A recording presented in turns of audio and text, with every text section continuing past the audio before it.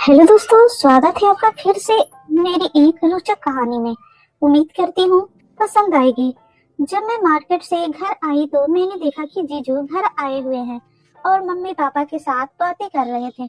मेरी दीदी 7 महीने की प्रेग्नेंट है, तो दीदी ने जीजू को भेजा है कि पीहू को अपने यहाँ ले आने के लिए, ताकि मैं दीदी की प्रेगनेंसी के टाइम देख रेख कर सकूं। दीदी ने फोन पर मम्मी पापा से बात कर ली थी और मम्मी पापा ने मुझसे इजाजत ले ली थी। तो मैंने कहा था कि मैं चली जाऊंगी, मुझे कोई दिक्कत नहीं है और मैं दीदी के साथ कुछ समय बिता सकूंगी। जीजू को मैंने नमस्ते किया और जीजू ने भी मुझसे नमस्ते की। जीजू की निगाहें मुझे ऊपर से नीचे देखती रहती। उनकी नजरें से साफ पता चलता कि मुझे लेकर उनकी फीलिंग कुछ और है। मेरे जीजू इतने स्मार्ट हैं कि कोई भी लड़की उनकी दीवानी हो जाए। जीजू दोपहर के समय हमारे यहाँ प्रयागराज आए थे और अब हमें ट्रेन से शाम के समय जयपुर के लिए दीदी और जीजू के घर निकलना था।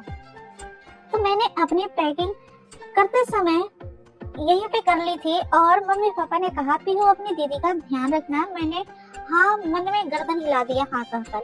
और अब हमारा घर से निकलने का समय हो चुका था। जीजू ने कहा पीहू हमें स्टेशन पहुंचने में आधे घंटे लग जाएंगे, तो समय हो चुका है, हम निकले। मैंने कहा जीजू मैंने अपनी पैकिंग कर ली है, मैं रेडी हूँ। जीजू ने कहा कोई बात नहीं है, तुमने जो शॉपिंग करनी होगी जयपुर चलकर कर लेना। न जाने क्यों मुझे अपने जीजू से बातें करने में शर्म आती थी और बातें करते करते मेरी नजरें नीचे हो जाती थी। और आज तो मुझे जीजू के साथ आधी रात में सफर के लिए निकलना है। हम दोनों ने अपनी ट्रेन पकड़ ली और आमने सामने की सीट थी, लेकिन एक सीट कंफर्म ना होने की वजह से हम दोनों एक ही सीट में बैठे थे। जीजू मुझे थोड़ी दूरी बनाकर बैठे थे। रात होते ही मुझे नींद आने लग गई और नींद में ही मैंने जीजू के कंधे पर अपना सर रख दिया। यह देखकर जीजू थोड़ा मेरे करीब खिसक गए ताकि मुझे तकलीफ ना हो। अचानक से झटके से मेरी नींद खुली तो फिर जीजू ने कहा पीहू तुम आराम से लेट जाओ, मैं साइड होकर बैठ जाता हूँ। मैंने कहा जीजू दिक्कत होगी आपको, मैं लेटूंगी नहीं। जीजा जी ने कहा तुम्हें नींद आ रही है, तुम लेट जाओगी तो तुम्हें आराम मिल जाएगा। तो फिर मैं लेट गई और लेटते ही मुझे नींद आ गई। मैंने अपना पैर जीजा जी के जांघों पर रख दिया। मुझे लेटते ही इतना आराम मिला कि मैं बता नहीं सकती। मैं पूरे दिन भर की थकी थी। मैं आज बिल्कुल भी घर में आराम नहीं कर पाई थी और नींद में मैंने अपना पैर जीजू की जांघों पर रखा था। जीजू मेरे पैरों को हल्के हल्के से सहला रहे थे, उसे दबा रहे थे। मुझे नींद में ही आराम मिल रहा था। बगल के लोग हमें पति पत्नी समझ रहे थे, क्योंकि मैं ज्यादा जीजू से बात नहीं कर रही थी, इसलिए उन्हें पता नहीं चला कि हम दोनों जीजा साली हैं। वह अभी तक हमें पति पत्नी ही समझ रहे थे। मुझे ऐसा लग रहा था आधी रात में मैं जीजू और दीदी के घर पहुंच गई। दीदी ने पहुंचते ही मुझे गले लगाया और कहा कोई दिक्कत तो नहीं हुई तुझे आने में। मैंने कहा नहीं दीदी, जीजू ने तो किसी भी तरह की कोई दिक्कत मुझे होने नहीं दी। दीदी ने अपने कमरे के सामने वाला कमरा ही मुझे ठहरने के लिए दिया, जहां मैंने अपना सामान रख दिया। दीदी की प्रेगनेंसी का 7वां महीना चल रहा था, इसलिए मैं सोचा कल से ही मैं घर का सारा काम संभाल लूंगी। यहाँ पर दीदी और जीजू ही रहते हैं। आधी रात को करीब हम जीजू के घर पहुंचे थे। ठंड का समय था तो इतनी ठंड मुझे लग रही थी कि मैं कांप रही थी। दीदी ने अदरक वाली चाय बनाई और जीजू को और मुझे पिलाई। इसके बाद खाना वगैरह गर्म किया और जीजू और मुझे खिलाया। फिर दीदी ने कहा पीहू अब तो अपने कमरे में आराम से सो जा, कल हम बातें करेंगे। मैं अपने कमरे में चली गई। मैंने सामान कमरे में यूं ही अभी रख दिया था। मैंने सोचा सुबह अपने सामान को सही से कमरे में समेट लूंगी, क्योंकि मुझे कपकपाहट हो रही थी और ठंड बहुत ज्यादा लग रही थी। सो मैं कंबल में घुस गई और सोने लगी। लेकिन जब भी मेरी आंखें बंद होती मुझे जीजू की वह छुअन याद आती, जब वह मेरे पैरों को सहला रहे थे। मेरे जीजू इतने अच्छे हैं कि मैं बता नहीं सकती। लेकिन एक बात है आपको बताना चाहूंगी, जब दीदी और जीजू की शादी तय हो रही थी तो जीजू और उनके घर वाले दीदी को देखने घर आए थे। मैं चाय नाश्ता लेकर के जीजू और उनके परिवार के लिए जैसे ही हॉल में आई तो जीजू की नजर मुझ पे पड़ी और मैंने पहली बार ही इस समय जीजू को देखा था। तो मैंने उन्हें देखकर हल्के से मुस्कुरा दिया। उन्हें लगा मैं ही वह लड़की हूँ जिससे उनकी शादी तय होने वाली है। जीजू के माता पिता ने मुझसे कुछ बातें की और जीजू हल्के से मुस्कुरा रहे थे।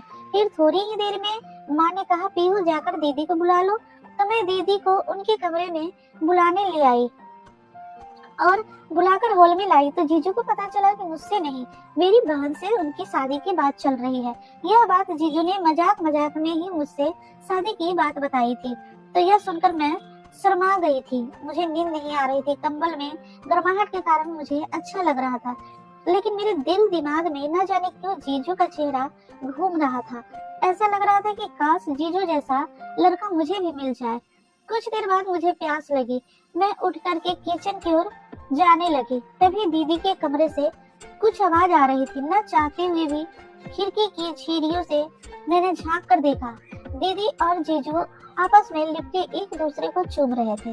यह देख करके मेरा मन मचल गया और मैं पानी पी के अपने कमरे में आ गई और मेरी आंखें से नींद कोसों दूर थी। सुबह हुई, मैंने कहा चलो अब मैं नहा लेती हूँ। मैं नहा करके जैसे ही बाथरूम से बाहर निकली, इस समय जीजू कमरे में आए। वह मुझे देखते ही रह गए। मैं तौलियों में लिपटी थी। जीजू एकटक मुझे निहार रहे थे। मैंने जीजू को इस तरह पहली बार आना देखा था, लेकिन जीजू का इस तरह से मुझे देखना न जाने क्यों अच्छा लग रहा था। जीजू धीरे धीरे मेरे करीब आए। वह ऐसे लग रहे थे जैसे वह मेरे होठों को चूमना चाह रहे हो। उनकी आंखें लाल हो रही थी। वह अपने हाथों को धीरे धीरे मेरे चेहरे के पास ले आए, मेरे चेहरे से पकड़कर होठों के करीब ले आए। फिर एक झटके से अपने हाथ हटाकर बोले, मुझे माफ करना। मैं बिना दरवाजा खटखटाए अंदर आ गया। मैं ऑफिस जा रहा हूँ। तुम्हारी दीदी के सर में थोड़ा दर्द बता रही थी। मैं नहीं जाने वाला था ऑफिस, लेकिन तुम्हारी दीदी ने कहा हल्का दर्द हो रहा है, कोई बात नहीं, आप ऑफिस चले जाओ, तो तुम अपनी दीदी को देख लेना। मैंने कहा जीजू ठीक है। इसके बाद जीजू ऑफिस चले गए और मैं यूं ही बिस्तर पर बैठ गई और मैं सोचने लग गई कि काश जीजू मेरे होठों को चूम लेते। लेकिन खैर, इसके बाद मैं कपड़े पहनकर दीदी के पास गई और घर के जो बचे हुए काम थे वह सब मैंने कर दिए। रात हुई। जैसे ही जीजू ऑफिस से घर आए, मैंने दीदी से पूछकर जीजू की पसंद का खाना बना दिया था और जीजू, मैं और दीदी एक ही टेबल पर साथ में खाना खाने लगे। जीजू ने मेरे खाने की खूब तारीफ की। यह सुनकर मैं शर्मा गई और इसके बाद कुछ बातें करके हम तीनों थोड़ी देर मिलकर टीवी देखे। इसके बाद अपने अपने कमरे में सोने चले गए।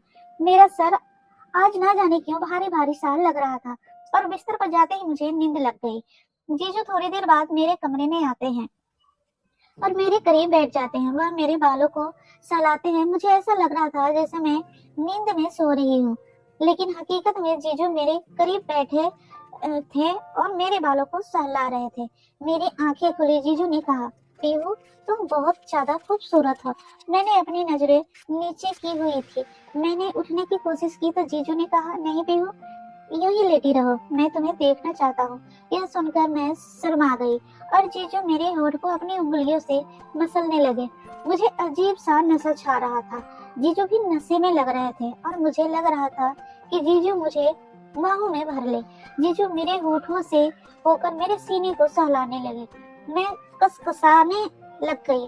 जीजू ने मेरे शर्ट के एक एक बटन धीरे धीरे करके खोल दिए। इसके बाद मेरे ब्रा को खोल करके उन्होंने बिस्तर पर फेंक दिया और उन्होंने मुझे बाहों में भर के पूरे मेरे जिस्म को चूमने लगे। मुझे अब रहा नहीं जा रहा था। मैंने भी जीजू के बाहों में भर लिया और वह सब करने की इजाजत दे दी जो जीजू की आंखों में छलक रही थी। पीहू, मैं तुम्हें जब से पहली बार देखा था तब से ही तुम मेरी नजरों में बसी हुई थी, लेकिन मैं तुम्हारी बहन से धोखा नहीं करना चाहता था। लेकिन जब तुम्हें नहाने के बाद गीले तौलियों में और बालों में लिपटे देखा तो मैं अपने आप को रोक ना पाया। आज ऑफिस में भी मेरा ध्यान काम पर न था।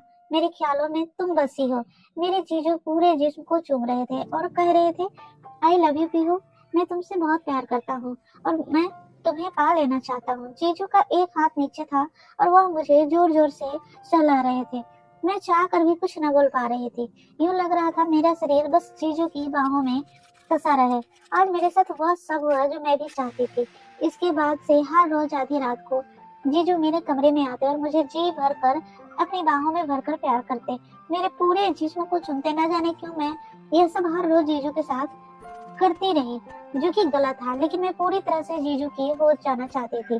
मुझे जीजू दिल और दिमाग में इतना ज्यादा पसंद थे कि मैं जीजू के साथ सब कुछ करना चाहती थी। जीजू ने एक रात मुझे अपनी बाहों में भरकर कहा, पीहू, जब से तुम्हारी दीदी प्रेग्नेंट हुई है तब से मैं तुम्हारी दीदी के साथ संबंध नहीं बना पाया हूँ, क्योंकि डॉक्टर ने सख्त मना किया था कि भी शारीरिक संबंध नहीं बने वरना दिक्कत आ सकती है। तो फिर बस मैं ऊपर ऊपर से ही उसे चूम लिया करता था ताकि मेरी उत्तेजना शांत हो सके। लेकिन उस दिन जब मैंने तुम्हें तौलियों में देखा तो मैं पूरे जिस्म को देखता ही रह गया।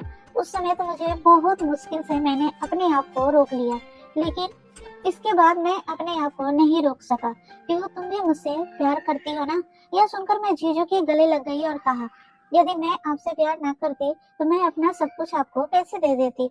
मैंने जीजू से कहा, जीजू यदि यह सब दीदी को पता चल गया तो मैं उनकी नजरों से गिर जाऊंगी। जीजू ने कहा, तुम इसकी चिंता मत करो, मैं सब संभाल लूंगा, मैं तुमसे दूर नहीं जा सकता। यह बोलकर जीजू मुझे बाहों में भरकर प्यार करने लग जाते हैं और मैं भी उनकी बाहों में लिपट जाती हूँ। पता है मेरा शरीर जीजू के प्यार के लिए तरस रहा था और जीजू ने तो पहली नजर में ही मुझे पसंद कर लिया था। मुझे अंदर ही अंदर न जाने ऐसा क्यों लग रहा था कि मैंने जो किया गलत किया, लेकिन जीजू के प्यार के सामने मैं बेबस हो जाती थी। दोस्तों, यह थी आज की छोटी सी कहानी। कैसी लगी कमेंट करके जरूर बताएं। अच्छी लगी हो तो लाइक करें और चैनल को सब्सक्राइब करें। धन्यवाद।